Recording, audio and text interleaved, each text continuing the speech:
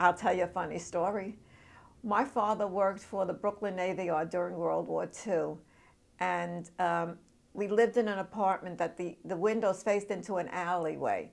And of course, as children would, they play in the alleyway during the afternoon after school. And I needed to ask my father a question. I always called him Papa. But I'm looking at the other children, and they're all saying Daddy. And I'm saying, Papa? Daddy?